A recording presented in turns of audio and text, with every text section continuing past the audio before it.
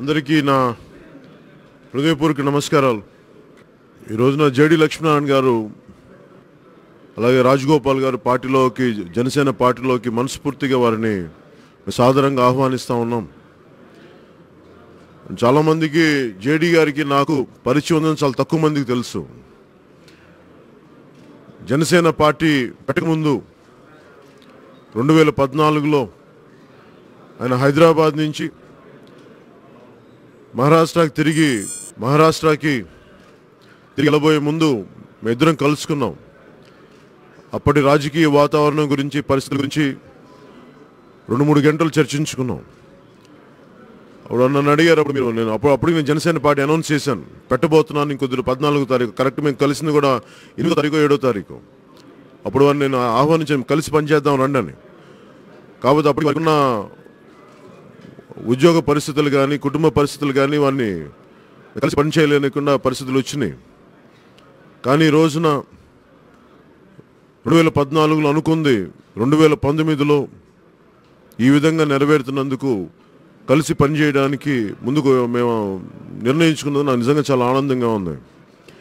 ఎందుకంటే రాజకీయాలంటే వేల కోట్లు ఉండాలి, ప్రతి ఎమ్మెల్యే కానీ ఎంపీ కానీ 100 కోట్లు ఉంటే తప్ప, 40, 50 కోట్లు తప్ప రాజకీయాలు ముందుకెళ్ళని పరిస్థితులు. ఇన్ని వేల కోట్లు ఉన్న ప్రభుత్వాలు కూడా 100 కోట్లు 200 కోట్లు ఉంటే తప్ప ఒక ఎంపీ కానీ ఒక ఎమ్మెల్యే కానీ వెళ్ళని పరిస్థితికి దాపురించింది మన రాష్ట్రానికి, ముఖ్యంగా ఆంధ్రప్రదేశ్కి. ఇప్పుడు ఈ మధ్యన తెలంగాణకు కూడా. జనసేన కోరుకుంటుంది డబ్బులు ప్రమేయం లేకుండా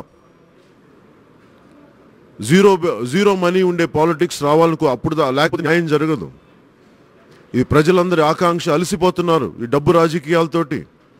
ఒకప్పుడు నాయకులు అంటే గుండె ధైర్యంతో ఉన్నవాళ్ళు, పబ్లిక్ పాలసీల గురించి అవగాహన ఉన్నవాళ్ళు. ఈ రోజున ఏ ఒక్కరు వచ్చినా సరే ఎంపీ అవ్వాలి, ఎమ్మెల్యే అవ్వాలంటే నీకు ఎంత డబ్బు ఉందని అడుగుతాను. మీరు ఎంత సేవా దృక్పథం ఉంది, మీకు ఎంత పబ్లిక్ పాలసీ మీద ఎంత అవగాహన ఉంది, పబ్లిక్ పాలసీ మీద మీరు ఏమి ఆలోచించగలరు? ఈ పరిస్థితులు లేవు. తిరిగి జనసేన ఆ సంస్కృతిని పట్టుకురావడానికి ఉన్న పరిస్థితుల్లో మా వంతు కృషి మేము చేసుకుంటూ వెళ్తున్నాం. రూపాయి పెట్టుబడి లేకుండా రాజకీయాల్లోకి వచ్చాం. కేవలం ప్రజలకు నిలబడాలి. అలాంటి మా ఈ యజ్ఞంలో జేడి లక్ష్మీనారాయణ గారు, గతంలో వీసీగా పనిచేసిన రాజగోపాల్ గారు ఈ యజ్ఞంలో తోడు మాకు నిజంగా చాలా బలం, చాలా ఆనందం. మనస్ఫూర్తిగా వారిని పార్టీలోకి ఆహ్వానిస్తున్నాను. ఆహ్వానించడమే కాకుండా జనసేన పార్టీ తరపు నుంచి పార్లమెంట్ అభ్యర్థులుగా కూడా అసెంబ్లీగా రాజగోపాల్ గారిని పార్లమెంట్కి అనేది కూడా మేము ఆలోచిస్తూ ఉన్నాం. సో మా జనసేన పార్టీ తరపు నుంచి జేడీ గారిని, రాజగోపాల్ గారిని మేము చట్టసభల్లోకి ముందుకు తీసుకెళ్ళాలి, వారికి అండగా ఉండాలి మా అభ్యర్థులని మేము నిర్ణయించుకున్నాం. వారి సమ్మతి తెలియజేశారు. వారికి ఇద్దరికీ నా మనస్ఫూర్తిగా నా కృతజ్ఞతలు తెలియజేసుకుంటూ మేము ముందు కార్యక్రమాన్ని, వారు ఆహ్వానించే కార్యక్రమాన్ని ముందుకు తీసుకెళ్ళబోతున్నాం.